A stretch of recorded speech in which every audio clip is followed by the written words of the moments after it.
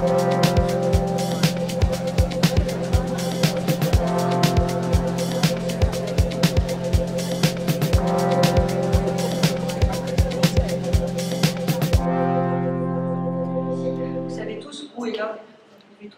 est l'homme sur une carte. Il y a énormément de gens qui savent pas. Il y a encore plus de gens en France qui ne savent pas où est l'Asie du Sud. Quel pays correspond à cette région?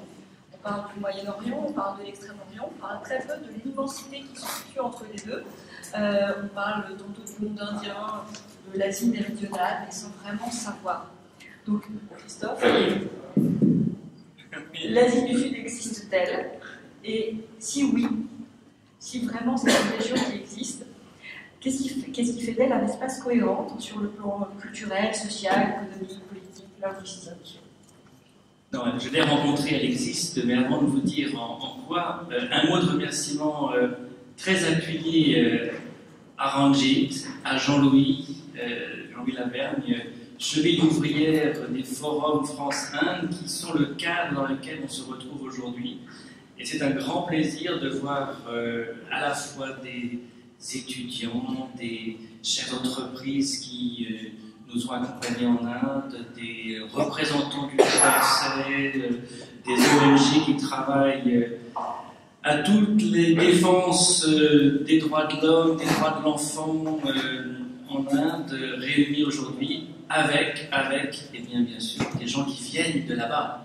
Et depuis le début, les forums France-Inde, lorsque à nous, ici présents, et Ranjit, bien sûr, les ont portés, et bien c'était aussi l'idée de ce dialogue avec ceux qui sont d'ici, ceux qui sont de là-bas, parce que nous avons ça en commun, nous avons ça en partage. Alors nous avons quoi en partage? L'Asie du Sud. Une formule qu'effectivement on utilise très peu en français, South Asia, c'est très récent dans le vocabulaire français. Ben, ce qui fait que cette zone, cette région, méta-région, a une identité, c'est d'abord lié à la culture. Alors la culture au sens le plus large, protéiforme qu'on puisse imaginer. D'abord, tout de même, il y a peu d'endroits dans le monde où il y a autant de langues qui ne sont pas associées à un pays seulement.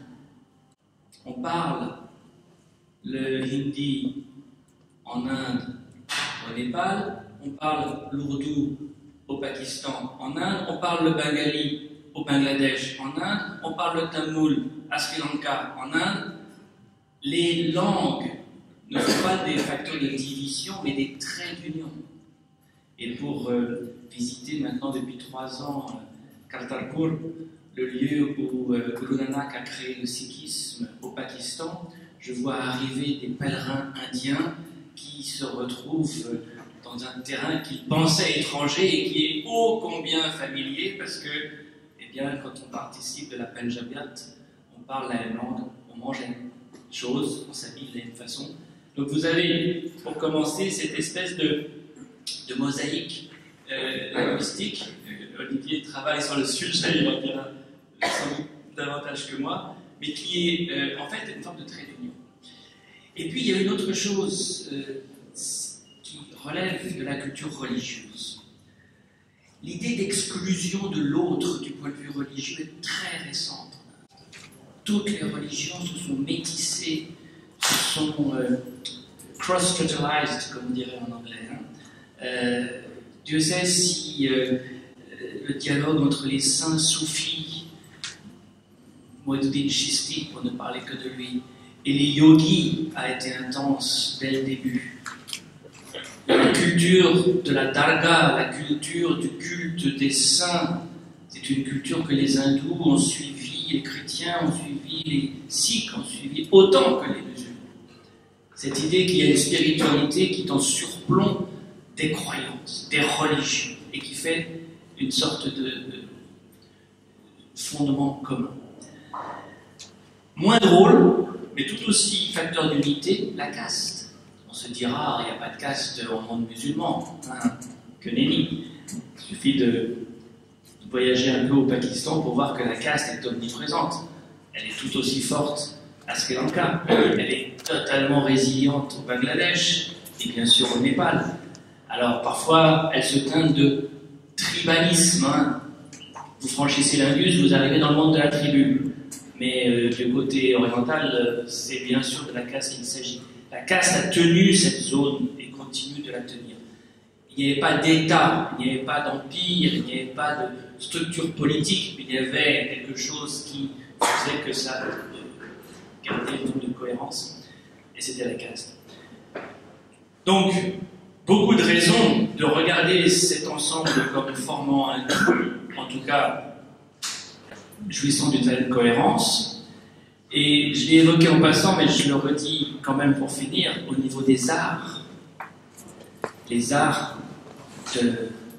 picturaux, la miniature, l'architecture, la musique. Dans toute cette zone est née de synthèse permanente.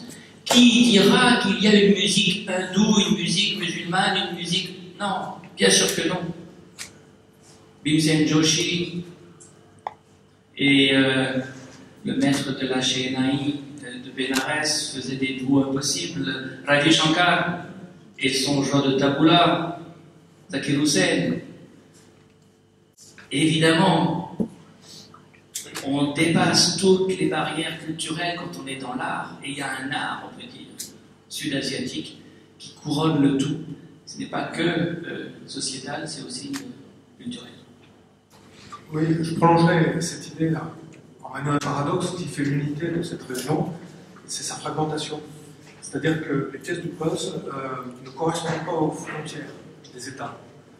Donc, par contiguïté, on voit cette culture changer, mais il n'y a pas une culture associée à un pays par opposition au pays voisin, puisque c'est à cheval. Et c'est pareil pour les langues. Là, en ce moment, je suis plongé effectivement dans la question linguistique en Inde. La question qui vient à l'esprit, c'est combien il y a de langues en Inde. Alors, il y a 2 langues officielles pour la fédération. Il y a 22 langues dans une annexe de la Constitution qui sont reconnues comme officielles. On considère qu'il y a environ quelque chose comme 300 langues actives en Inde. Il y a un proverbe qui est souvent cité, alors moi je n'ai jamais entendu directement, mais je l'ai lu et entendu indirectement, qui paraît-il est traditionnel en Inde, c'est que tous les 2 miles, le goût de l'eau change, et tous les 4 miles, c'est le dialecte. Et ça fait que quand on met bout à bout toutes les langues et les dialectes, là on n'est plus à 22, 300, on arrive à quelque chose comme 19 500. dont certaines sont parlées par un très petit nombre de personnes. Par exemple, dans le sud du Kerala, il y a un village, vous savez qu'en Inde, un village, ça peut faire 40 000 habitants, mais où une langue n'est parlée que par 2 personnes, un vieux monsieur et sa nièce. Parce que les enfants ne sont pas intéressés à apprendre cette langue, donc elle va disparaître avec eux. Et là, évidemment, il y a des scientifiques qui essaient d'enregistrer tout ce qu'ils peuvent, et quand ils disparaîtront, la langue aura disparu avec eux. C'est une des complexités de cette région, mais cet écosystème très vaste et très complexe, malgré tout, cette fragmentation, je le répète, c'est ce qui fait son unité, puisque à l'intérieur d'un ensemble, cette fragmentation existe, et elle ne se limite pas non plus aux frontières de l'État. Alors on va passer de la langue au débat et au dialogue.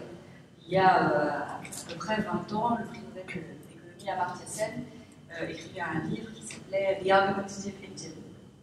Est-ce qu'il existe pour vous un Argumentative South Asian, un Sud-Asiatique qui aurait autant qu'en Inde, qui aurait cette même appétence pour le débat, le dialogue, la confrontation des idées et la dispute? C'est une question qui implique une certaine subjectivité. Je n'ai pas trouvé de traduction satisfaisante pour argumentative. Moi non plus. Donc le français est râleur et l'indien est argumentative. Et, le problème, c'est l'essentialisation. On catégorise comme ça. C'est vrai que si on compare avec un autre grand ensemble qui est l'Asie du Sud-Est, où la parole qui vient d'en haut est en principe respectée sans contestation, on peut dire en effet que en Inde, au Pakistan, au Bangladesh, au Sri Lanka, etc., on conteste par principe.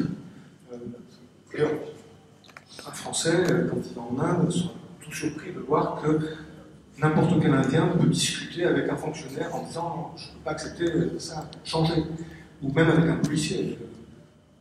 En France, c'est pas très utile et c'est même parfois assez risqué de tester ce que dit un policier. En Inde, peut-être aussi, mais ça n'empêche pas qu'on le fait quand même. Voilà. Alors, le livre d'Amartya Sen a déjà une vingtaine d'années. Je ne sais pas si aujourd'hui il écrirait tout à fait la même chose, parce que quand même ça s'est durci un peu partout. C'est de plus en plus tendu. C'est-à-dire que la contestation s'est transformée souvent en anathème, et c'est aussi un peu plus risqué pour la liberté individuelle dans tous ces pays, peut-être pas au même moment, mais alternativement, de s'exprimer d'une manière contestataire. Et donc, moi, ce que je vois par exemple dans le débat politique en Inde, mais aussi au Pakistan, mais aussi au Bangladesh, Sri Lanka, j'ai moins suivi ces derniers temps, mais ça a été le cas, on a souvent l'impression que les politiques qui débattent entre eux cherchent essentiellement à mettre l'autre en prison. Et donc ça devient plus compliqué d'argumenter au sens classique. Et même au niveau du citoyen, parfois une parole de travers peut entraîner de grands inconvénients. Donc probablement l'état d'esprit général n'a pas changé, mais la pratique de l'argumentation est sans doute plus contrôlée.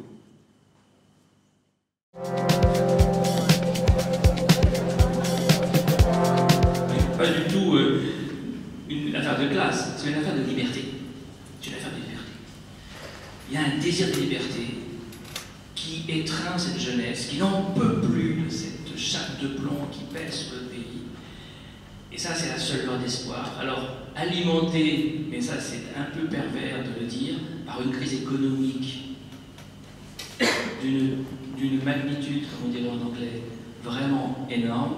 On va voir si le FMI remplit encore la série que fait passer pour le ministre pakistanais. Vous savez qu'à chaque fois qu'il y a le ministre pakistanais, il vient au FMI demander 6 milliards de dollars. Bon, il faut espérer qu'il les aura, parce que sinon, la situation économique et sociale est tellement critique que la colère qui les amène dans la rue peut revenir et être décuplée. Et c'est peut-être ça qu'il faut, pour finir.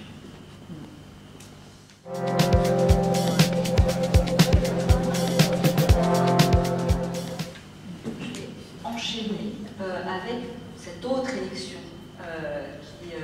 qui aura lieu, je vous disais, dans quelques jours. C'est l'élection de tous les superlatifs dans la presse, la plus grande élection du monde, le plus grand nombre d'électeurs au monde, pour la plus grande démocratie du monde. C'est même très très agaçant, hein. Ces clichés, ces poncifs qu'on répète à l'envie. Et moi, ce que je voudrais vous demander, c'est au-delà des questions formelles de taille et d'exercice électoral, c'est-à-dire qu'effectivement, on se rend aux urnes, on se plie, et on le fait assez massivement. La participation est en général plus élevée qu'en France, par exemple. Malgré tout, l'Inde était toujours, sinon la plus grande démocratie du monde, tout simplement une démocratie. Alors, pas une démocratie libérale. Et c'est là où on est obligé d'entrer dans de la science politique, avec des épithètes. Il y a un de nos collègues, Colliers, qui a écrit un article maintenant classique, Democracy with epithets, with adjective. En français, on dira épithète. Les démocraties à épithètes, c'est des démocraties qu'il faut qualifier. Comment qualifier la démocratie indienne? D'abord, dire que c'est une démocratie ethnique. Là, le terme ne vient pas de Colliers, il vient d'Israël. C'est Samus Moa, un politologue israélien, qui le premier a dit Israël est une démocratie, oui, on y vote, on a une presse plutôt libre, on a une justice indépendante, mais certains citoyens sont plus égaux que d'autres, paraphraser Orwell. Et effectivement, les Arabes d'Israël, les Palestiniens, n'ont pas les droits des Juifs, et par définition, dans un État qui est l'État des Juifs.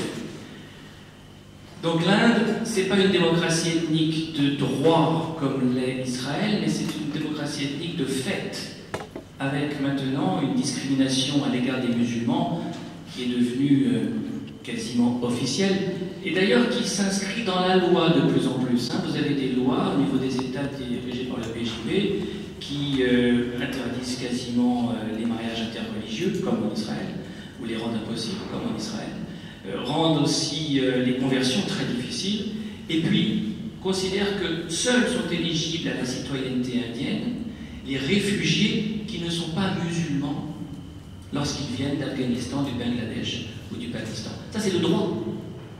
Le droit, aujourd'hui, reflète une ethnicisation de la démocratie. Donc, démocratie ethnique. Après, démocratie illibérale.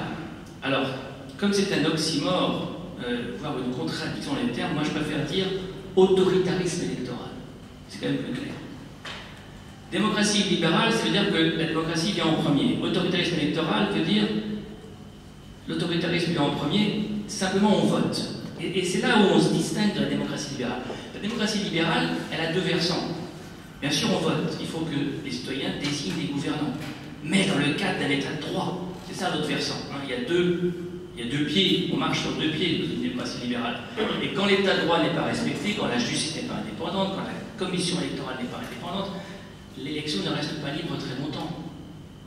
Et la presse ne reste pas libre très longtemps. Donc il ne peut y avoir démocratie que lorsque on a le vote et l'état de droit. Et aujourd'hui, c'est l'état de droit qui est en Inde, est la cible du pouvoir. On a vu peu à peu s'étioler la commission électorale, bien sûr, le pouvoir judiciaire en général, les médias qui sont peu à peu passés sous la coupe des amis du Premier ministre, à commencer par Gautam Adani, qui est un oligarque qui maintenant contrôle des chaînes de télévision aussi importantes que NDTV. Bref, le versant démotique, hein, l'aspect scrutin demeure, mais dans un cadre qui fait que la compétition électorale n'est pas équitable. Que le pouvoir sature l'espace public grâce aux médias, grâce aussi à l'argent.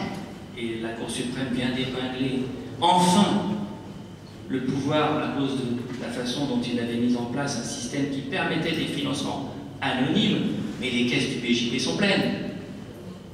On est à 15 jours du vote. En 2019, ils ont dépensé 3,5 milliards de dollars dans leur campagne électorale. Converti en roupies, ça fait beaucoup de zéros. Hein. Bon. Là, on est typiquement dans un système autoritaire, et je termine parce que sinon, ce sera beaucoup trop long. Ce qui, cette année, est totalement nouveau, c'est qu'en plus de ça, on se demande pourquoi le pouvoir éprouve le besoin de mettre en prison un chef de gouvernement, celui de l'État de Delhi.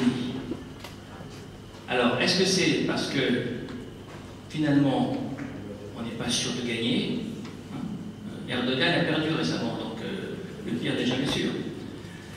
Ou est-ce que c'est parce qu'il veut absolument atteindre 400 sièges? Pourquoi 400 sièges? Parce qu'avec 400 sièges, vous avez les 2 tiers de la majorité, plutôt la majorité des 2 tiers, qui permet de réviser la Constitution.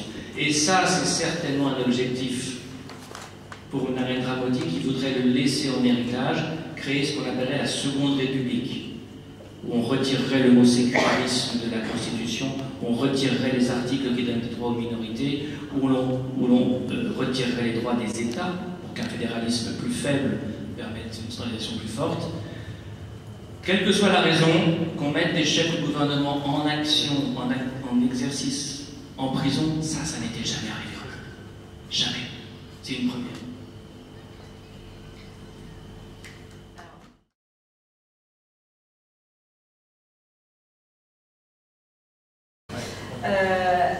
Maintenant, quelques mots d'économie. On parle toujours des pays d'Asie du Sud comme des pays émergents. Ça fait des décennies. On est passé de pays pauvres à tiers-monde, de tiers-monde à pays du Sud, plus ou moins, et pays émergents. Olivier, est-ce qu'à un moment, ces pays vont émerger? Probablement. Comment? C'est-à-dire qu'il y a une constante assez intéressante qui concerne plusieurs pays de la région, notamment l'Inde et le Bangladesh, c'est une croissance. On n'entend pas très bien. On n'entend pas bien? Ah. C'est mieux comme ça? Le Covid, et pour le reste, c'est une croissance soutenue qui d'ailleurs s'étale sur plusieurs décennies, au moins 20 ans. Donc on en est, alors, il y a des débats entre économistes à longueur de colonne dans les journaux. Est-ce que c'est 7,5? Est-ce que c'est 7? En fait, en termes réels, c'est plutôt 6 ou 6,5. Mais ça reste quand même une croissance régulière, soutenue, qui fait que, selon la formule des intérêts composés, enfin, je veux dire, le capital croît, hein, et donc le PIB, le produit intérieur brut, si je prends l'Inde, a dépassé celui de la France et du Royaume-Uni il y a quelques années. Donc, maintenant, c'est la 5e économie du monde. L'objectif, c'est de passer devant l'Allemagne et le Japon.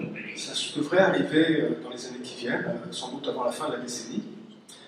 Et le gouvernement indien parle fièrement d'une économie à 5 trillions, trilliards, je ne sais pas comment on dit, j'arrive même pas à me représenter ce que c'est très important en tout cas, pour montrer que on va tout droit vers un grand pays qui aura réussi économiquement à l'égal des plus grands à l'horizon du centenaire de l'indépendance, c'est-à-dire en 1947. Alors, tout ça, c'est en partie vrai, mais il faut nuancer parce que le PIB, c'est pas tout. D'abord, le PIB par habitant. Et là, c'est plus du tout la même chose.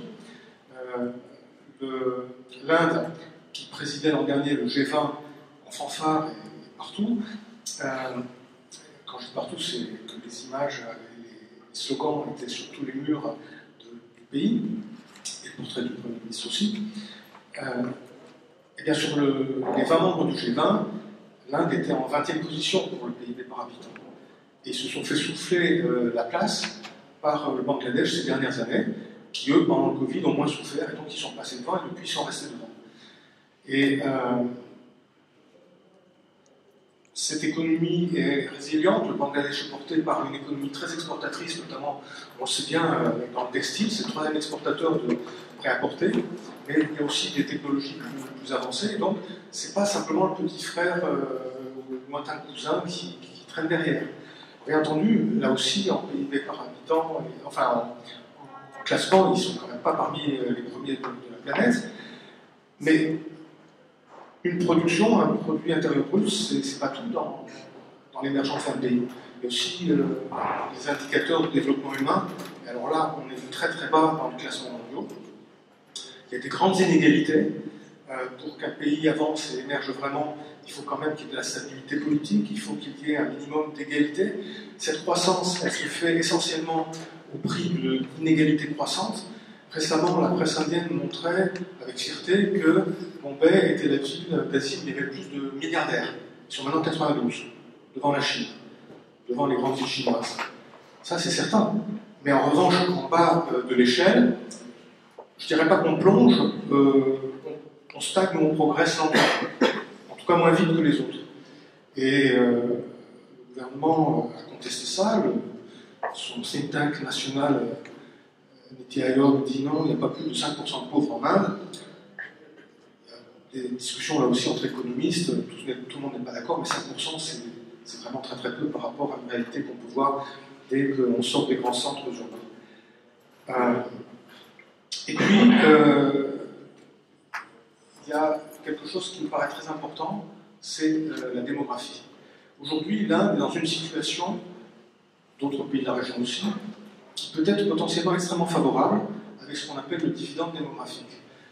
L'âge médian de l'Inde, médian c'est-à-dire que ça partage équitablement les deux parties de la population, c'est 28 ans. C'est-à-dire qu'il y a une moitié de la population indienne qui a 28 ans de plus et l'autre moitié qui a moins de 28 ans. Et donc ça crée du dynamisme. Normalement, une population jeune, ça produit, ça innove, etc. Le problème, c'est que cette croissance élevée ne produit pas d'emploi pour les jeunes qui arrivent sur le marché du travail. Il y a un chômage officiel qui est relativement faible, celui des jeunes est plus élevé, mais de toute façon, il y a un chômage déguisé, puisque l'économie est largement informelle, et un sous-emploi. Et ça tient largement au fait que l'Inde a sous-investi dans le système éducatif, et de manière durable, et que donc, contrairement par exemple aux dragons d'Asie du Sud-Est, qui aujourd'hui ont une croissance plus raisonnable et qui ont beaucoup progressé, ils ont investi énormément dans l'éducation. Ce n'est pas le cas de l'Inde, en tout cas de beaucoup d'États indiens, il y en a quelques-uns, comme le Kerala, qui a investi dans l'éducation.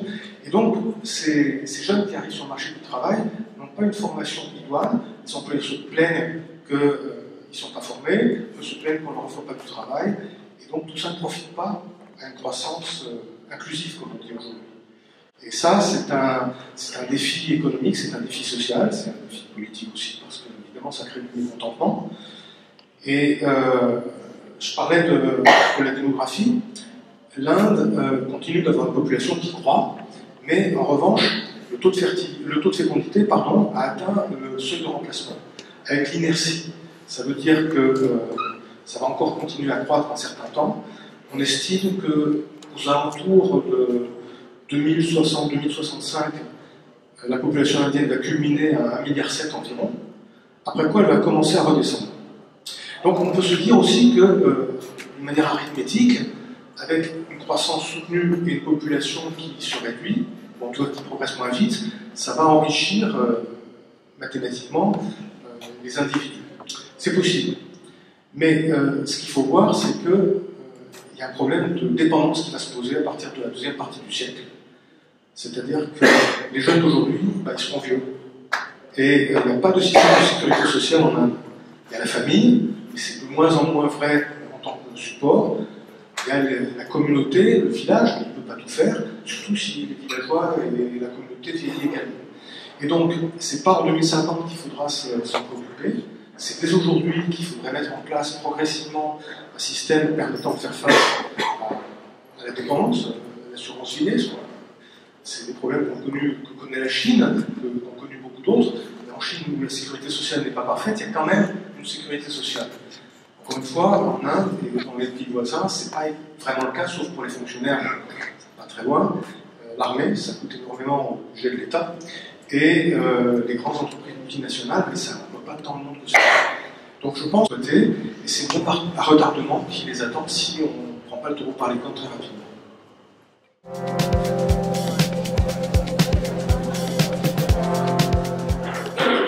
Et que les flux, les déplacements d'un pays vers un autre sont très très importants. C'est aussi une zone de migration vers l'extérieur.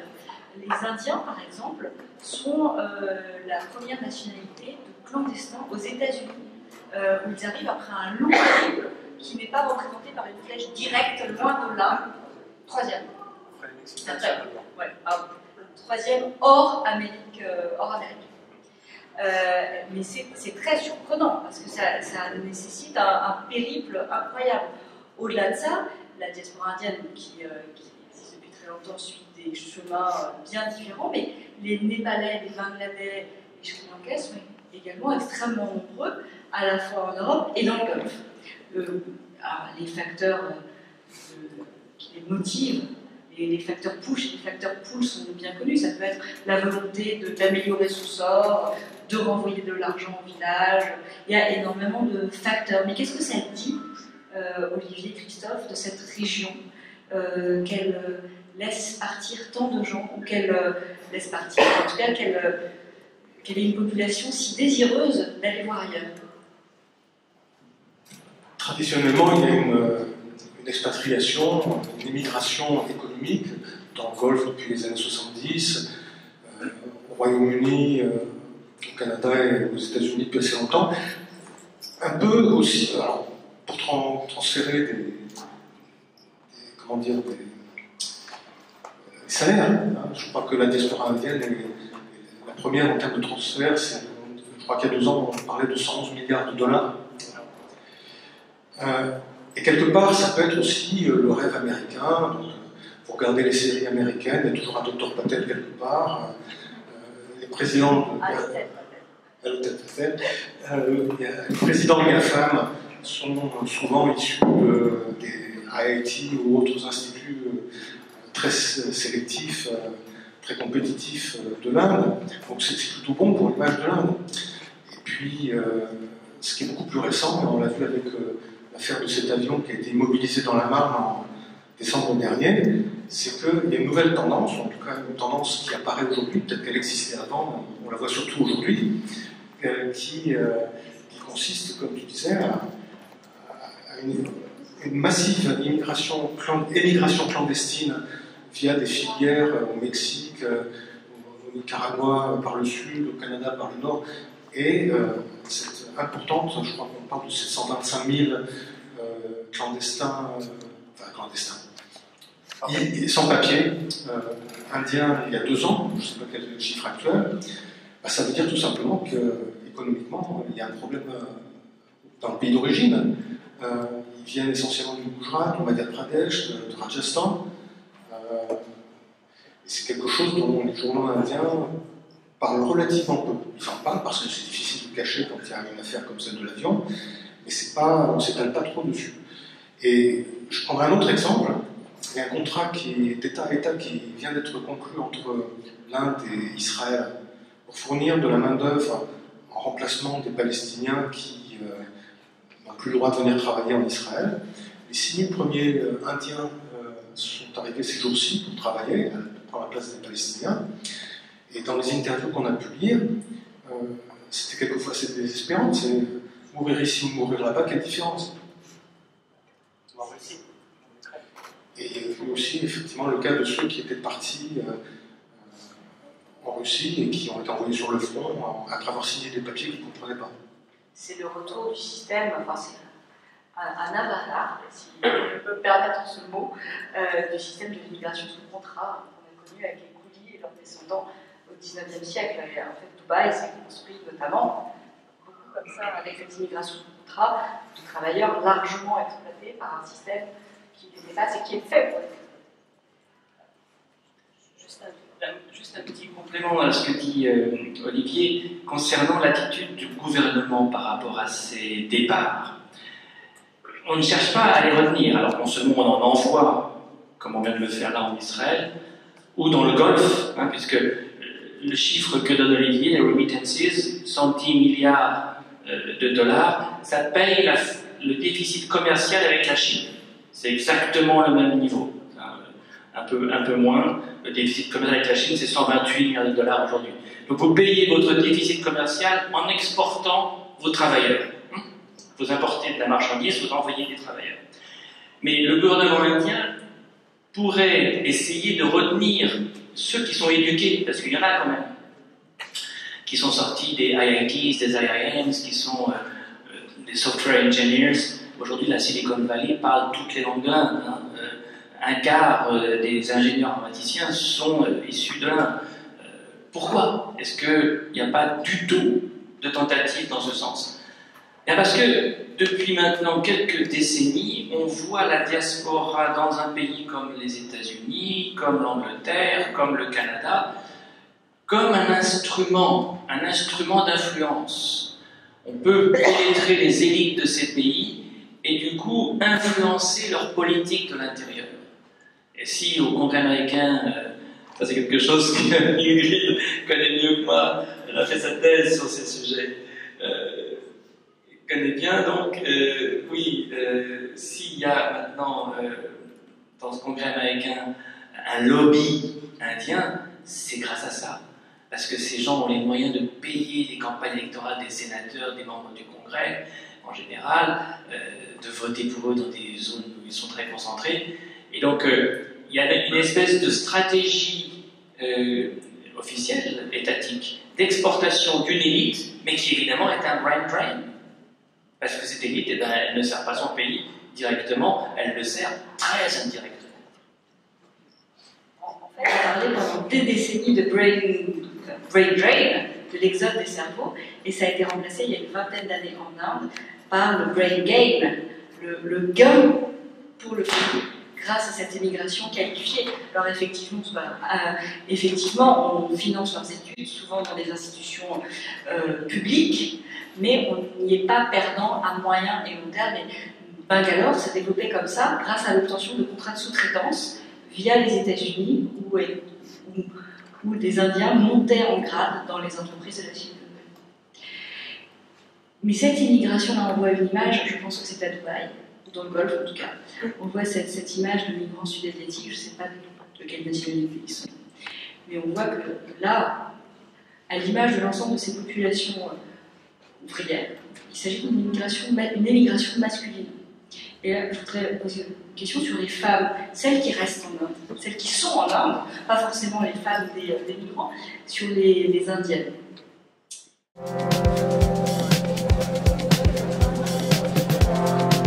Il y a un petit peu moins de 12 ans, toutes les caméras du monde se braquaient sur Delhi. En raison d'un viol, un viol en réunion qui a eu dans des conditions particulièrement sordides et qui a fait dire à la presse internationale que Delhi était la capitale du viol. Ça a été un fait divers très couvert, alors que les viols ont lieu plus que tous les jours. Je ne connais pas la fréquence, mais je pense que ça doit être toutes les minutes, quelque chose comme ça. Et qu'on n'en parle pas, en général parce qu'il s'agit de femmes de basse caste qui en sont les victimes.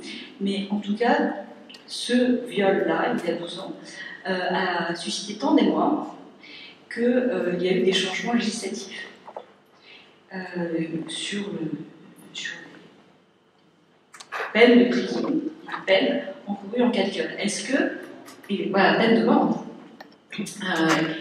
voilà, là si vous voyez dans l'image, c'est la déesse Lakshmi, qui là c'est dans Saraswati. Saraswati, j'avais pas toute l'image, j'avais juste le titre. C'est la déesse Saraswati qui est dépeinte en victime de violences, probablement conjugales. Et c'était une campagne publicitaire contre-publicitaire, une campagne d'information sur les violences faites aux femmes. Donc, plus d'une décennie après cette fameuse histoire de viol, ce fameux fait divers, est-ce que le sort des Indiennes, toutes les Indiennes, pas juste celles des villes, pas juste celles qui vont dans des cinémas multiplex, s'est un peu amélioré?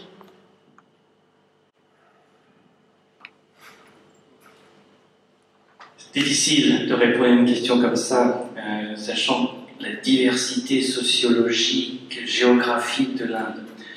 Mais pour enchaîner sur le drame que tu évoques, Ingrid, moi j'ai constaté une chose, c'est que dans les milieux de la classe moyenne principalement, on a surtout été plus prudent qu'avant.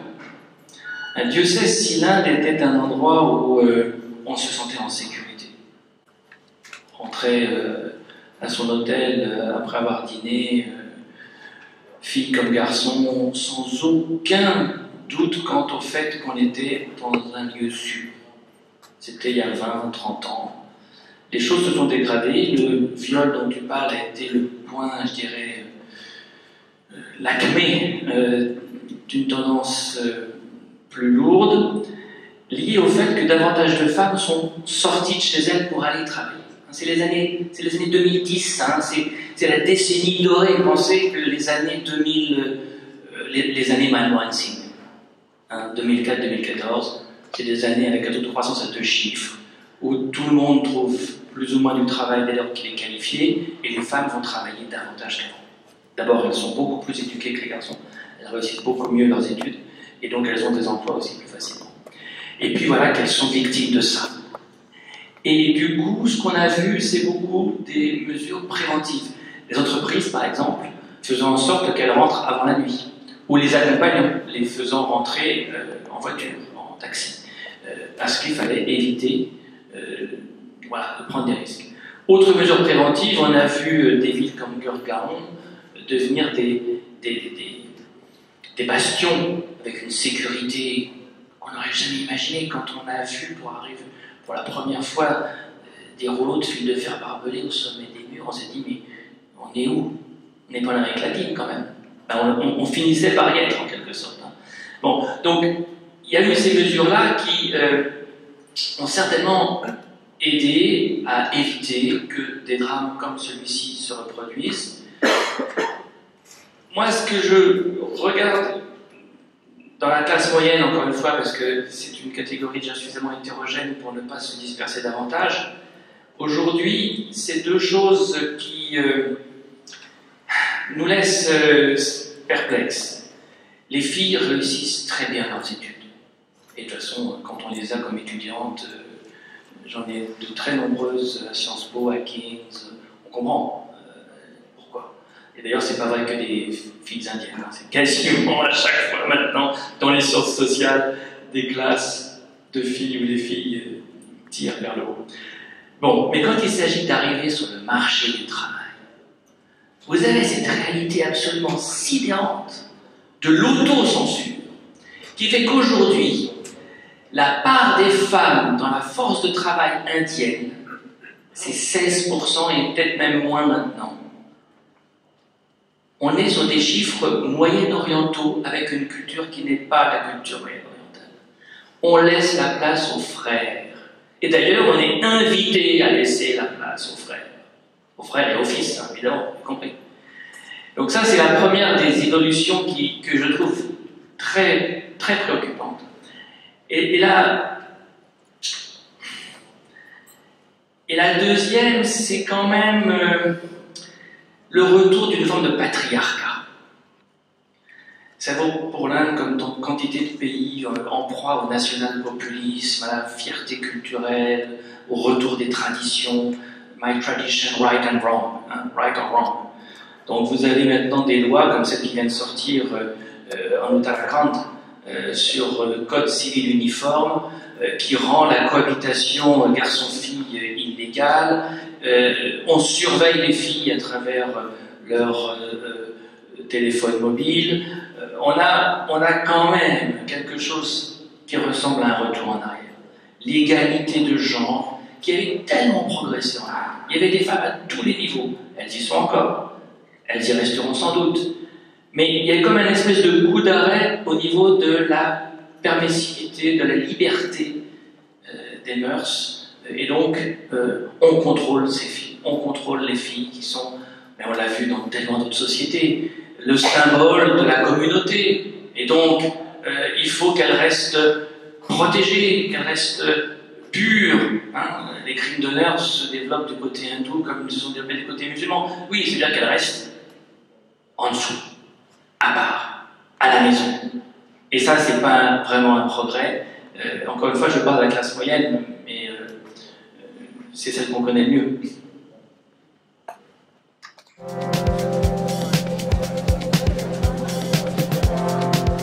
Tout autre sujet, sans aucune transition, celle de la question du climat.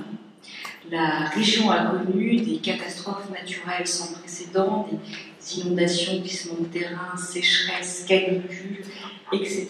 Olivier, existe-t-il une réponse, soit de la part des dirigeants, soit de la part des sociétés civiles, des associations très nombreuses, des mouvements populaires?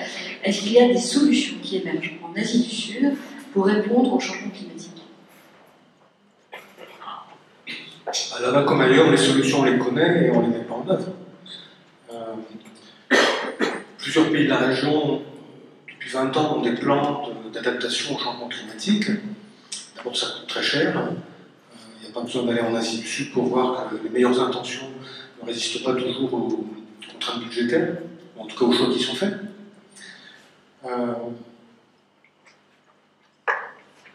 On s'engage à réduire la consommation de charbon dans un horizon tellement lointain que personne ne peut vérifier ce qui se passera. En attendant, on a besoin d'une croissance économique pour sortir de la pauvreté des gens. Donc, on a cette dialectique environnement contre croissance, même si on sait bien qu'à terme, la protection de l'environnement est ce qui garantit le mieux la croissance à long terme. Et on ne parle pas de long terme, on parle de non seulement de gagner les prochaines élections, mais simplement de sortir les gens de la pauvreté. Donc, dans tout ça, les organisations non gouvernementales, les associations qui s'investissent beaucoup, qui s'engagent dans ce dossier, elles apparaissent comme des empêcheurs de croître en rond. Et donc, elles sont présentées souvent comme antinationales parce que hostiles à l'économie. Et donc, on les prive de ressources, on crée des difficultés à leurs animateurs. Et tout ça, évidemment, n'arrange pas la situation. Moi, je rentre d'Inde depuis 2 jours. Le mois de février a été le plus chaud de l'histoire depuis qu'on prend les mesures. Et ça, c'est juste parce qu'on est en 2024, parce qu'en 2023, c'était déjà la même chose. Le mois de février était déjà le plus chaud depuis qu'on prenait les mesures. Et en toute logique, l'année prochaine, ce sera pareil. La ville de Bangalore, ces dernières semaines, connaît des coupures d'eau invraisemblables. Alors, il y a 2 raisons principales à ça. L'une d'entre elles, c'est que les aquifères de tout le sud de l'Inde sont des aquifères rocheux, c'est-à-dire qu'ils se remplissent quand il pleut beaucoup, et puis quand il n'y a plus d'eau, ben, il n'y en a plus. On n'est pas dans le système de nappe phréatique qui se régénère, etc. Mais l'autre raison, c'est que la ville a grandi de façon anarchique, et pour installer des immeubles, des centres commerciaux, des routes, eh bien, on a asséché les étangs, les lacs, on a recouvert les rivières. Eh bien, cette artificialisation des sols a donné le résultat qu'on connaît partout. Dans un autre domaine, on parlait d'inondation. Moi, j'étais à Bombay. Comme chaque année, ils creusent partout les routes pour les remplacer, avec de nouveaux revêtements. Et celui de cette année, ce sont des dalles de ciment qui vont de bord à bord. Et rien n'est fait pour laisser l'eau passer. Donc, quand la mousson va se déclarer dans quelques semaines, eh bien, ces routes seront encore plus que d'habitude des torrents, avec toutes les conséquences qu'on connaît. Et on pourrait multiplier les exemples. Donc, dans tout ça, les effets directs de ce changement climatique, on les connaît. Il y a des effets indirects, parce que bien entendu, ça a des conséquences sur la production agricole. Et puis, il y a une pollution qui n'est pas directement liée au changement climatique, mais à l'activité humaine. Alors, dans la région de Delhi, ce sont les brûlis des paysans de l'Haryana qui viennent polluer la ville. Delhi vient à nouveau de remporter le trophée de la ville la plus polluée du monde. J'ai fait une petite recherche. Les chiffres qui sont donnés ne sont pas tous homogènes, mais grosso modo, sur les 10 villes les plus polluées du monde, il y en a 5 ou 7 qui sont indiennes. Voilà. Est-ce qu'on a besoin d'exactitude à ce niveau-là? Le signe est suffisamment évident. Et puis, dans d'autres régions, c'est par exemple la construction.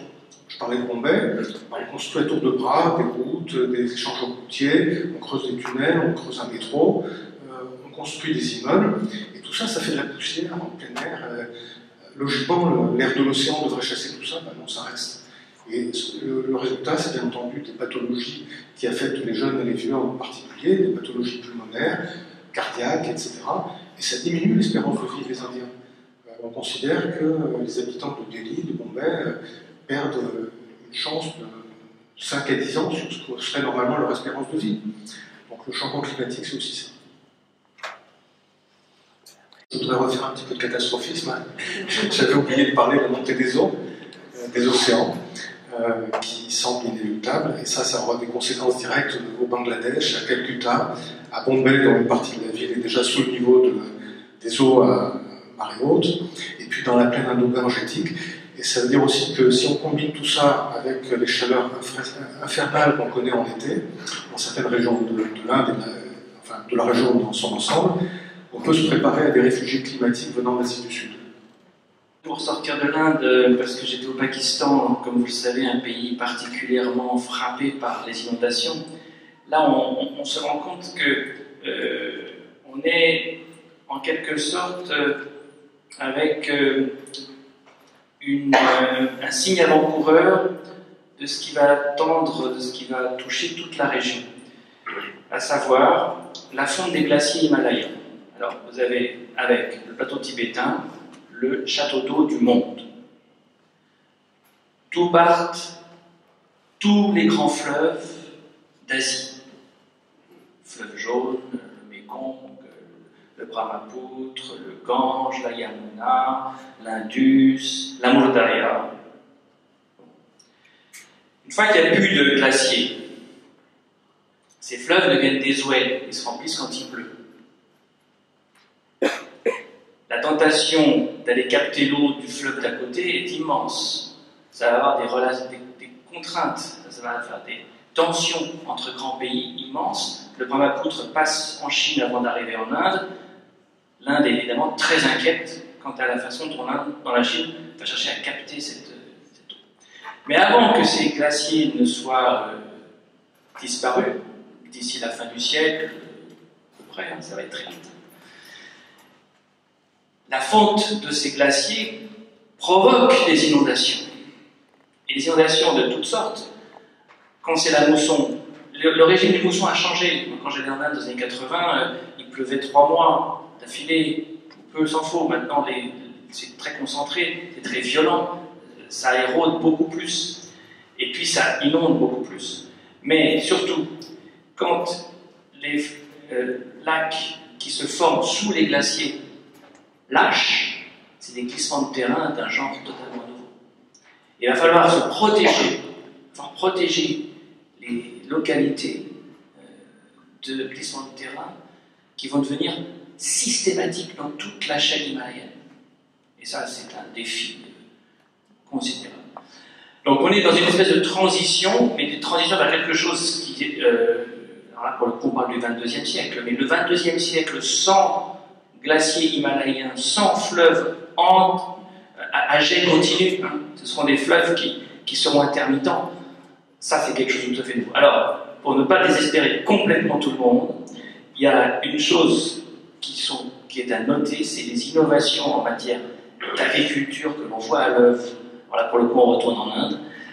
L'Andhra Pradesh, pour ne prendre qu'un exemple, mais c'est le meilleur, vient de déclarer qu'il y avait maintenant 6 millions de paysans à avoir adopté un mode de production agricole entièrement écologique. Hein. C'est l'agroécologie qui est le seul avenir possible pour une humanité soutenable, disons. Et d'ailleurs, les trouvailles de ces paysans indiens sont maintenant exportées en Afrique subsaharienne, hein, du sud-sud.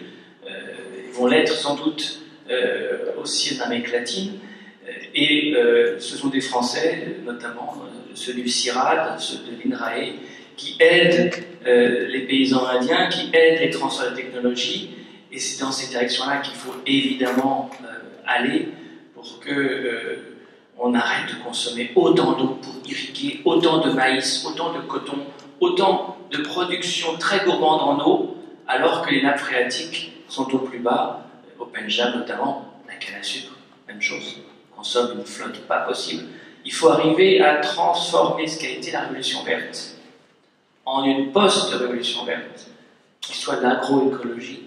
Et là, l'Inde a des choses à proposer au monde, et on peut effectivement parler d'un Global South d'un autre genre.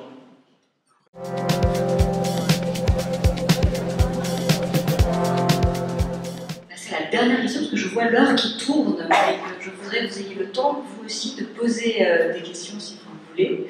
Alors, une question plus politique. Narendra Modi, vous en souvenez sûrement, a été accueilli en grande pompe.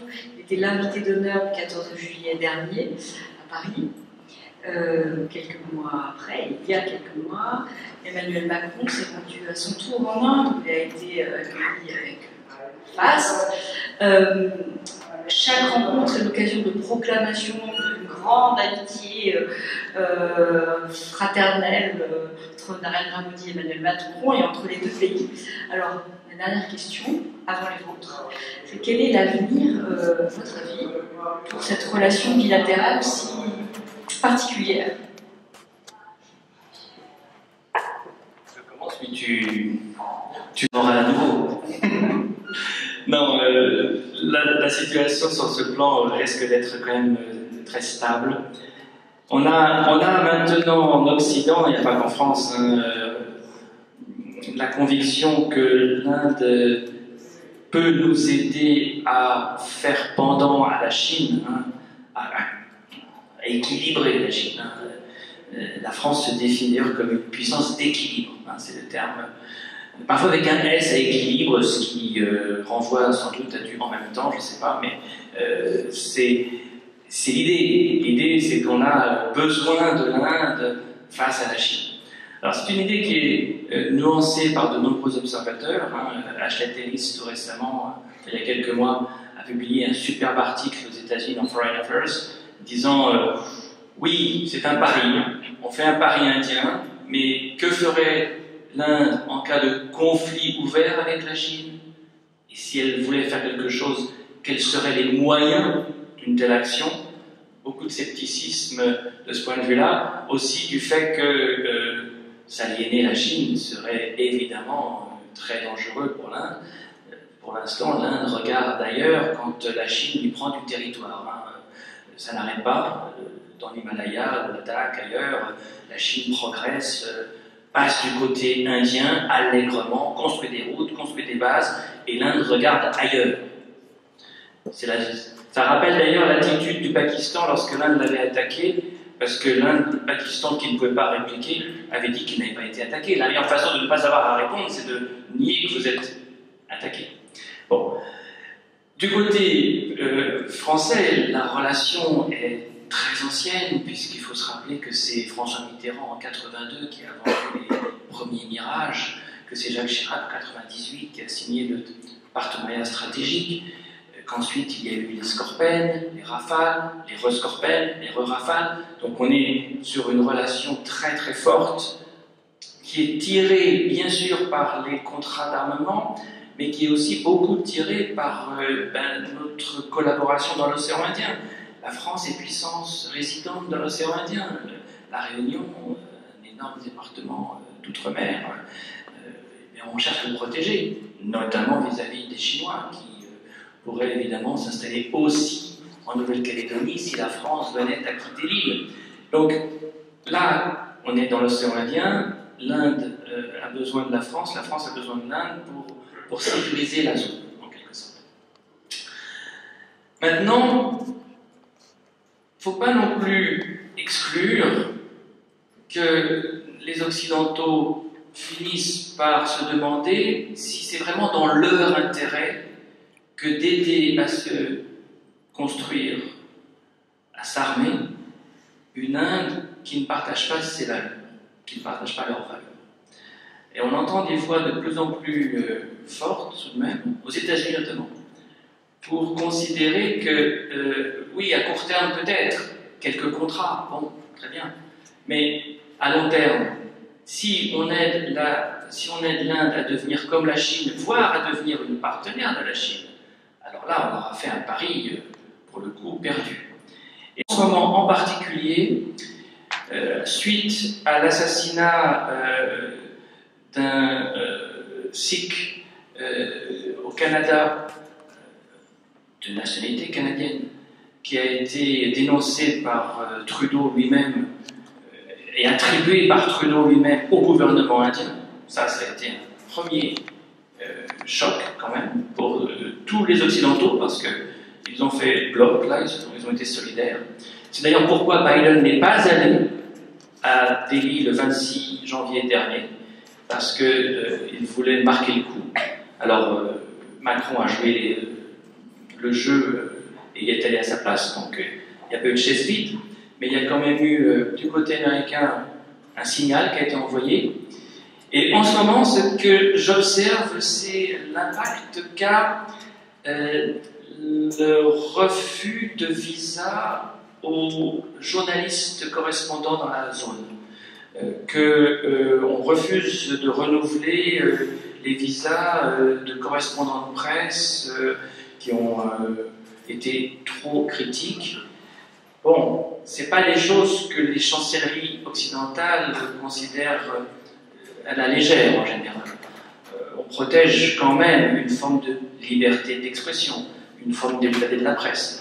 Donc, comme vous le savez, la correspondante de La Croix et du Point d'ailleurs aussi, Vanessa Touniac, a été expulsée d'Inde, a dû quitter l'Inde, c'est plus correct de le dire comme ça, après plus de 25 ans de travail. C'était la doyenne des correspondants sur place.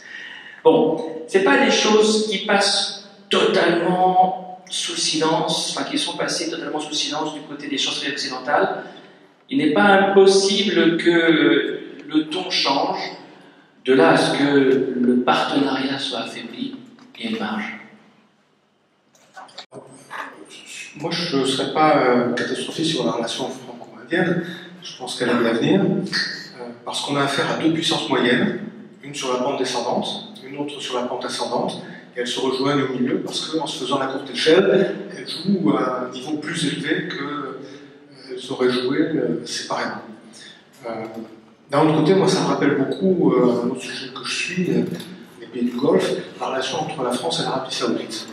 C'est-à-dire que chaque fois qu'il y a des tensions entre l'Arabie Saoudite et les États-Unis, la France devient brusquement un pays très important. Je me rappelle par exemple que François Hollande avait été convié à participer au sommet des 6 pays du Conseil de coopération du Golfe, ce qui est quand même assez extraordinaire. C'était un moment où ça ne se passait pas bien avec Obama. Mais le balancier revient toujours dans un autre sens, et donc quand ça va mieux avec les États-Unis, c'est pas qu'on se débarrasse de la France, mais elle retrouve sa place normale. Et la presse indienne et les médias télévisuels étaient dithyrambiques sur la France et sur Emmanuel Macron le 26 janvier, et juste avant et juste après. Je voyais des commentateurs dire que c'était la troisième voie. Il est clair que dès que les choses reviendront à une normale plus amicale entre l'Inde et les États-Unis, pardon, la France retrouvera la place qui est la sienne, qui n'est pas celle de super grande puissance prenant la place des États-Unis. Mais les deux ont un intérêt bien partagé, une certaine communauté de vues, effectivement, en ce qui concerne ce qu'on appelle l'Indo-Pacifique, des intérêts commerciaux qui restent à concrétiser, parce que les promesses de contrats, c'est une chose. C'est comme l'Arabie Saoudite, il y a toujours les 10 milliards de contrats qui sont signés, mais c'est 10 milliards roulants quoi, qui évoluent d'une année sur l'autre, et dont une partie seulement se réalise. On verra si c'est le cas avec l'Inde, mais en tout cas, les deux pays ont l'intérêt, et je prendrai l'intérêt de la France. Si on regarde aujourd'hui la liste des succès diplomatiques de la France, on n'a pas tant qu'on puisse négliger le seul qui est à peu près réel. Peut-être dire quelque chose à la suite de cette absence de Biden après l'assassinat de ce responsable sikh. Pourquoi est-ce que ce type a été assassiné alors qu'en fait il n'est pas... C'était pas une figure très importante, d'un mouvement très important. C'était une figure moyenne d'un mouvement sécessionniste qui n'avait plus vraiment de substance. Alors on pourrait imaginer, en étant vraiment très cynique, que c'est un peu un ballon d'essai, c'est une façon de tester la réaction des chancelleries. Et effectivement, elles ont réagi, mais avec une petite tape sur la main. Après tout, on peut imaginer qu'il y a un scénario un peu comme ce qui se passait avec l'Arabie Saoudite, qui peut faire assassiner un de ses ressortissants dans une ambassade à l'étranger, dans un pays étranger, et on continue à faire des affaires.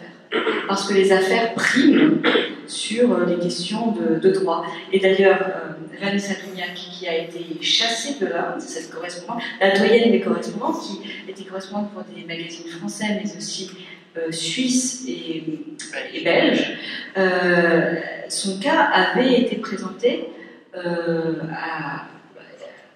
aux représentants du gouvernement français, qui en avait parlé, enfin Emmanuel Macron en avait parlé, a dit, elle a tout de même été chassée de l'Inde.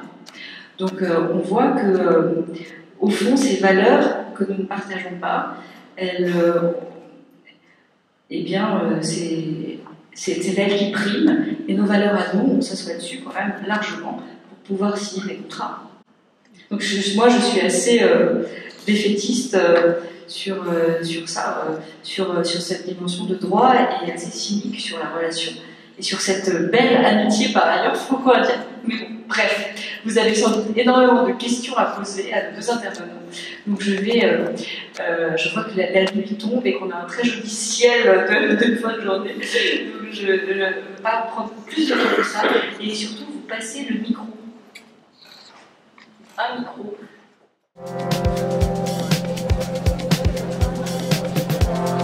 C'est quoi l'après-maudit? C'est quoi qui comment?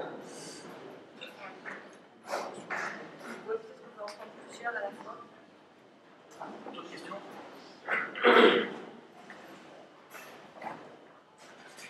Oui, question à propos des stratégies en Pakistan. En ce moment, on s'intéresse vraiment à faire arrêter un documentaire intitulé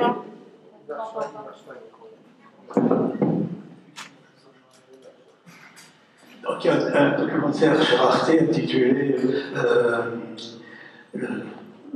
l'Occident à propos du Pakistan. Donc sous-estimé son rôle capital le documentaire sur le terrorisme. Son rôle sur le terrorisme. Et donc, la question que je pose, c'est quelle est la visée géostratégique en particulier délégué du Pakistan.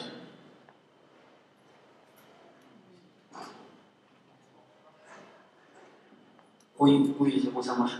Bon, finalement, je ne sais pas forcément par quoi commencer, mais notamment la personne qui a été assassinée au Canada, je pense qu'ils ne sont pas particulièrement intervenus parce que l'un des représentants sikhs, il est dirigeant d'un parti canadien qui s'appelle NPD, le Nouveau Parti démocrate, qui est présent au Québec aussi.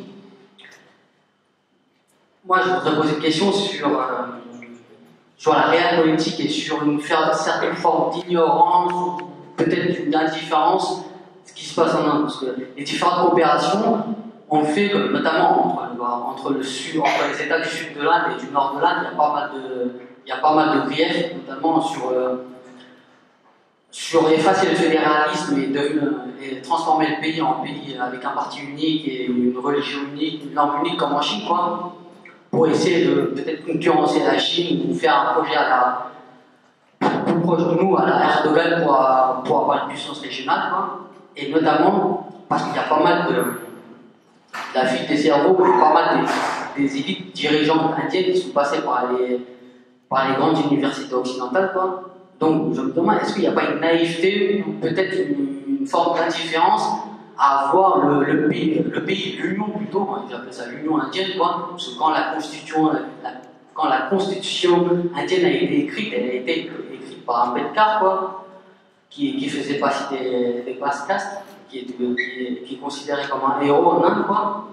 Donc, petit à petit, le fait que l'Inde descendre, le terme exact, je ne l'ai pas trouvé, quoi, se dirige vers comme M. Christophe Jafflot l'a dit, dans un national-populisme, plus vers, moi j'appellerais ça, vers un fascisme indo, quoi. Donc, quelle est la position des chancelleries occidentales selon vous? Et voilà. Après, il faudrait développer, mais c'est beaucoup trop long à développer, donc désolé. Allô? Bonjour, je voulais d'abord vous remercier pour votre intervention, qui était claire, avec beaucoup de précision. Je voudrais revenir sur un point que vous avez cité concernant l'assassinat du représentant sikh, M. Nidja, qui a été assassiné, on ne sait pas par qui. Alors c'est vrai, vous avez dit, on ne sait pas, pourquoi ils auraient fait ci, cela. Moi, je voudrais revenir sur l'article qui a été publié récemment dans le Guardian, qui signifie la main et la manipulation des Indiens dans des attentats commis par l'État islamique envers les Sikhs en Afghanistan. Et pourquoi je dis ça? Je dis ça parce que très souvent, en Occident, nous considérons le pays de Narendra Modi, j'ai dit le pays de Narendra Modi et pas l'Inde, comme un pays gentil, accueillant, où on pratique le yoga, on est végétarien. Et ce que je voudrais souligner à travers ça, c'est que les actes et la stratégie de Narendra Modi et de son parti en place pour mettre au piquet les oppositions et les autres dirigeants de tous les mouvements est extrêmement musclé et extrêmement violent. Je ne sais pas si les gens s'en rendent compte ici, je suis sûr que vous le savez. Et j'aurais aimé avoir votre avis là-dessus de ce qui peut arriver dans un futur proche, une fois qu'il aura eu les pleins pouvoirs d'ici un mois et demi. Merci.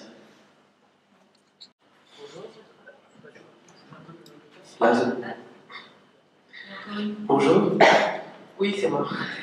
En fait, vous avez beaucoup parlé de l'Inde et du Pakistan, mais vous avez très peu parlé du Sri Lanka et de la crise climatique au Sri Lanka. Comment vous la voyez? Est-ce que vous voyez un bel avenir ou pas du tout? C'est vrai que vous avez raison. Mais en fait, il nous aurait fallu plus d'heures. Mais en effet, on aurait pu, et puis sans doute parler plus des Bangladesh. Juste, je prends ma casquette de journaliste, sur l'information. Est-ce que les gens, les chancelleries, les gouvernements, les populations sont au courant? L'information existe, elle est là.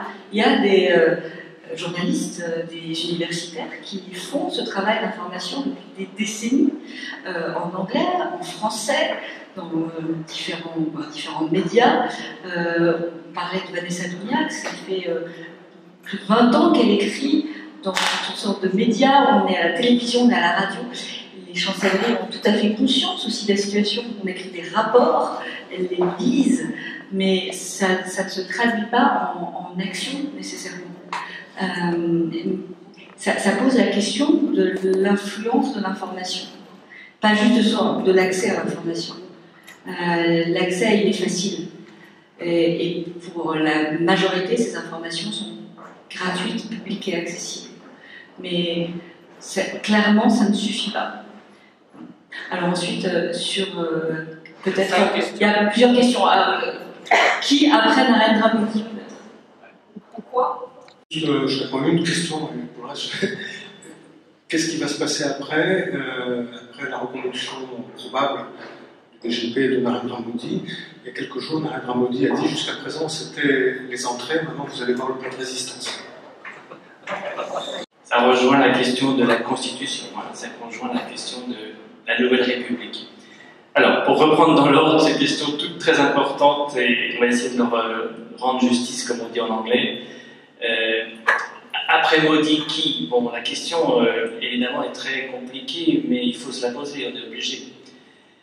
Ça dépend de plusieurs variables. Est-ce qu'il désignera un successeur? Peu probable. Quand ce genre de leader n'a pas de descendance, on s'en remet au rapport de force. Dans son camp, il y aura 2 challengers. Alors tout dépend si c'est dans 5 ans, dans 10 ans, dans 15 ans ou dans 20 ans, parce qu'ils ne sont pas non plus tous très jeunes. Enfin bon, si c'est dans 5 ou 10 ans, on peut penser qu'il y aura toujours ces 2 challengers, qui sont Amit Shah d'un côté, de 10 ans plus jeune, et Yogi Adityanath de 15 ans plus jeune. Lui, Amit Shah, c'est l'âme d'année de Modi depuis plus de 25 ans, son ministre de l'Intérieur depuis le Gujarat, et un grand organisateur, mais pas un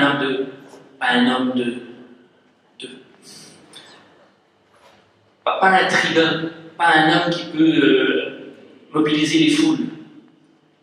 Du coup, quelqu'un qui n'est pas du tout sûr de remporter les élections comme Modi sait le faire.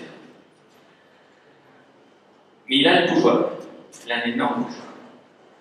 En face de lui, Yogi Adityanath, c'est certainement un mass leader, mais qui est très marqué nord-indien. Et on reparlera de la coupure nord-sud parce qu'elle est décisive.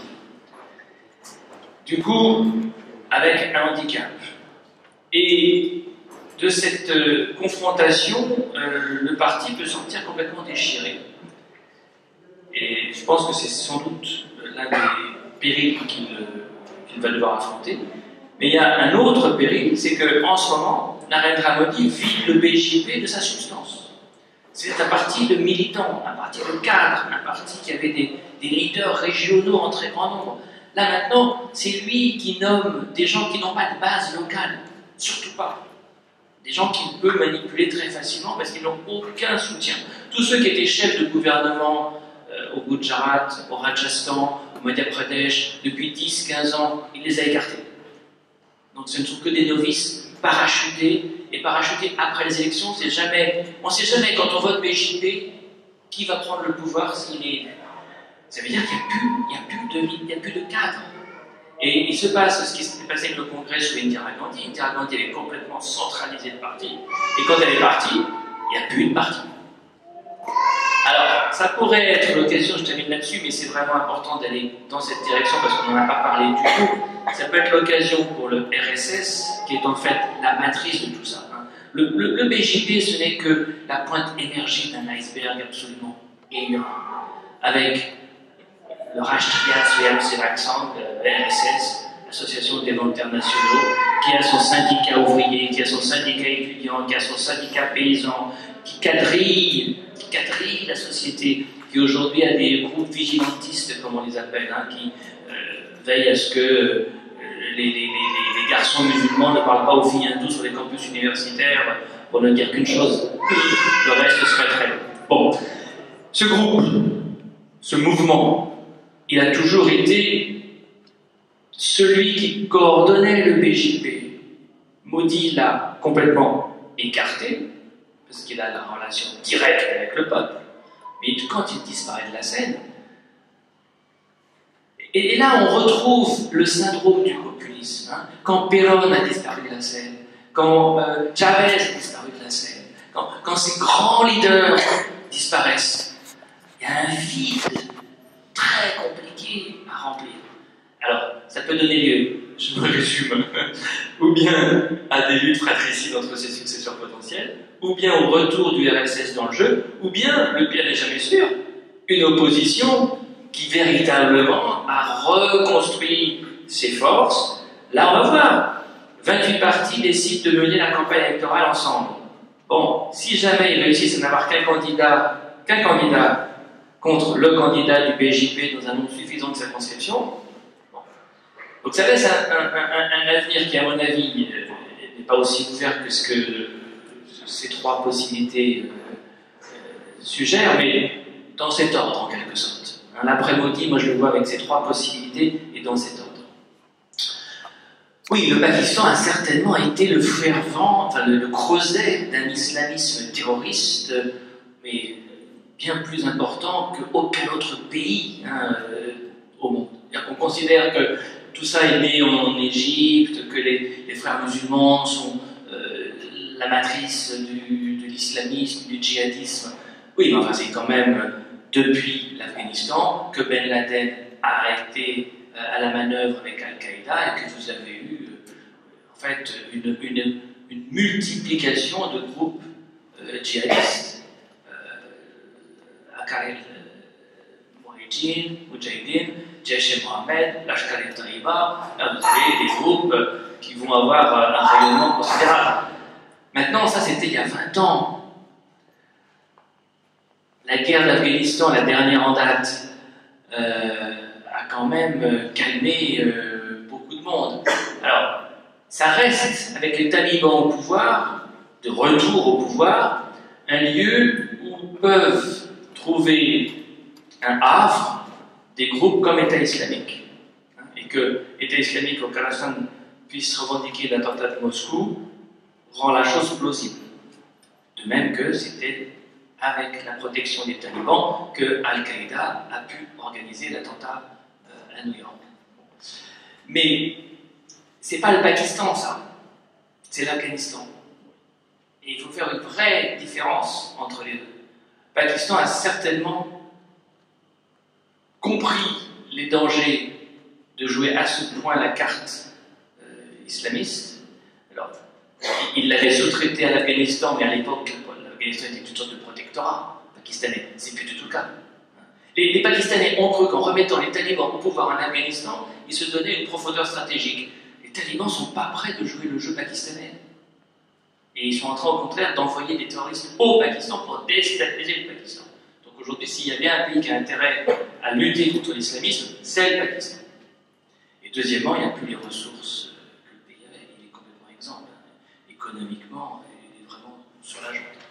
Donc c'est plutôt une affaire du passé qu'une affaire du présent, cette histoire d'islamisme pakistanais. Même si c'est vrai, ça a été sous-estimé, ça certainement.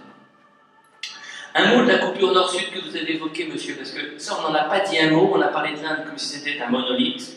La coupure nord-sud se creuse, quel que soit l'indicateur que l'on regarde. C'est incroyable. La divergence devient... Bon, d'abord, politiquement, il n'y a plus aucun État du Sud gouverné par le BJP, zéro. Bon. Économiquement, le revenu par tête est au moins 2 fois supérieur à ce qu'il est dans le Nord, Bihar, dans l'Ardèche. En termes d'éducation, alors là, c'est abyssal. Le niveau d'éducation des gens du Sud est maintenant systématiquement bien supérieur au Nord.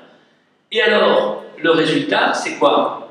C'est justement, en cas de victoire probable de Modi, une redéfinition des circonscriptions électorales qui donnera plus de poids au Nord au Parlement et moins de poids au Sud au Parlement. Parce que justement, si ce n'est pas à partir du nombre, mais à partir d'autres indicateurs que le rapport de force s'établit, le Nord est perdant. Et si le Nord est perdant, le BJP est perdant. Donc ça va être, à mon avis, d'ailleurs un casus belli, parce que le Sud ne va pas accepter d'être à ce point assujetti. Ils vont perdre énormément de poids au Parlement si on redéfinit les circonscriptions électorales comme ça, en fonction de la démographie. Hein.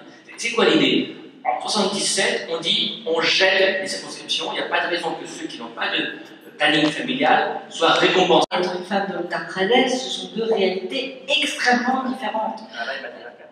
Ah, c'est toi qui le dis, c'est pas moi.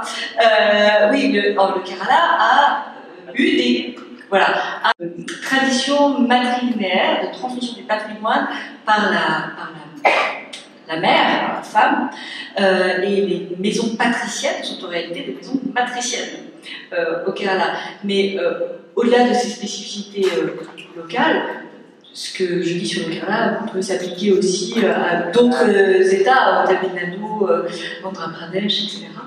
Et on vit beaucoup mieux quand on est femme. Déjà, on peut naître. Parce que le premier défi des Indiennes, c'est d'exister, c'est de naître. En fait, il y a tellement d'avortements sélectifs et de féticides dans le nord de l'Inde, et qui ne sont pas liés à la pauvreté, comme on pourrait croire, mais au contraire à la richesse, ce qui est contre-intuitif. Puisque avoir une fille, ça coûte cher, il faut lui donner une dot, il n'y a pas de système de sécurité sociale, on tue de retraite adéquate, on tue ses fils pour assurer ses vieux jours, alors que les filles sont un poids. Dans un cadre patriarcal de cette nature-là, les filles sont un fardeau. Dans le Sud, c'est pas du tout comme ça. Donc, en effet, par exemple, pour prendre juste le sujet des femmes, c'est comme si on avait quasiment deux pays. Il y a cette fracture très très forte. Est-ce qu'on a répondu à toutes les questions sur le Sri Lanka? Moi j'en parle peu parce que je ne connais pas, c'est une bonne raison. En revanche, je dirais un mot effectivement sur cette histoire de montée des océans. Toutes les îles sont concernées. Le Sri Lanka est une île. C'est aussi le cas des Maldives qui sont menacées de disparition pure et simple, juste avec quelques dizaines de centimètres de plus sur le niveau des eaux. Donc voilà, c'est ce que je peux dire sur la dimension climatique pour Sri Lanka, pour le reste. Intéressant, c'est de voir, Olivier évoquait la logique de l'Indo-Pacifique, qu'on a là une île qui est vraiment coincée entre Chine et Inde. Alors, c'est vrai pratiquement de tout le pourtour indien. En fait, bon, sauf le Pakistan qui a basculé côté Chine, ça c'est gagné. Aujourd'hui, Bangladesh, Népal, Sri Lanka, Maldives. Alors aux Maldives, vous jouez le président, vous changez d'allié. Un président va être allié à la Chine, son successeur va être allié à l'Inde, littéralement. Et puis ils ne font pas dans les détails, hein. Ils renvoient manu militari les observateurs militaires, les conseillers militaires du pays dont ils veulent se distancier. Le cas de Sri Lanka est particulièrement compliqué parce qu'on ne peut pas trouver un pays, une île, en tout cas plus proche de l'Inde, mais tellement dépendante de la Chine. Parce que ça, c'est le clan Rajapakse qui l'a décidé ainsi. On a vendu des ports en eau profonde aux Chinois contre monnaie sonnante et trébuchante. Les Chinois jouent de la corruption des élites politiques dans toute la zone Indo-Pacifique d'une manière redoutable. C'est vrai pour les îles du Pacifique aussi, des îles Solomon jusqu'aux îles Marshall et compagnie. Et donc, l'Inde se trouve avec à sa porte un port en eau profonde, en bas de Tota, vendu par Rajapakse aux Chinois et accueillant des sous-marins, des navires de surveillance. Et ça n'a pas été suffisant que de faire un chèque de 500 millions de dollars lorsque le Sri Lanka était au fond du trou il y a maintenant 1 an et demi. Sri Lanka devient une sorte de protectorat quasiment duel. Alors ils ont encore une marge, ils jouent sur l'un ou sur l'autre de ses possibles partenaires. Le Pakistan, lui, est probablement en train de devenir un protectorat tout court, c'est-à-dire qu'on a un nouvel impérialisme. C'est d'ailleurs ce que Macron a dit au Vanuatu quand il a fait une visite au mois de juillet dernier. C'est très intéressant. Il dit oui, vous critiquez l'impérialisme occidental, vous allez voir. Il y en a un qui arrive, c'est l'impérialisme chinois, et alors là, c'est encore bien pire. Certains pays de l'Asie du Sud s'en rendent compte.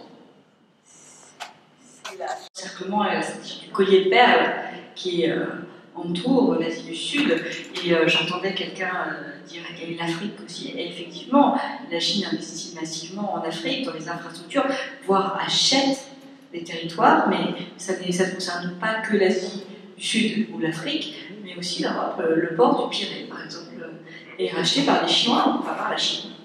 Donc ces stratégies, ces jeux d'influence et d'alliance nous concernent et sont bien plus proches de nous qu'on ne l'imagine parfois. Elles ne sont pas du tout lointaines. Merci beaucoup.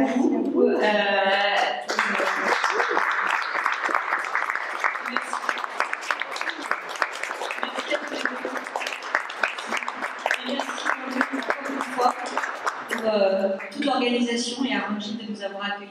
Merci. Excusez-moi, j'ai une dernière question. Ah, merci. Je sais savoir pourquoi le droit des femmes est particulier. Pourquoi le droit des femmes? C'est pas que les femmes héritent traditionnellement des biens au Kerala, ce qui fait qu'elles ont une place économique plus importante que les hommes. Dans ces conditions, il faut savoir compter, il faut savoir lire pour gérer son patrimoine. Et les femmes sont traditionnellement plus éduquées. Et ça, c'est maintenu. Ceci étant dit, il y a aussi beaucoup de violence contre les femmes au Kerala, et il y a des questions préoccupantes sur le sort des femmes. Par exemple, il y a une grande émigration du Kerala vers le Golfe qui concerne les femmes comme les hommes ouvriers beaucoup, mais pas que, et les infirmières, laissant au pays les enfants qui sont élevés par les grands-parents. Ça pose des problèmes de droit, ça pose des problèmes d'héritage, ça pose des problèmes de violence intrafamiliale, de contrôle. Voilà. Par exemple, il y a aussi beaucoup de suicides parce que les familles sont éclatées. Donc, c'est pas le Kerala est un pays de cocaïne où tout est merveilleux et c'est un système patriarcal. C'est plus complexe. Malgré tout, c'est moins difficile de vivre en tant que femme au Kerala qu'en Uttar Pradesh. Merci.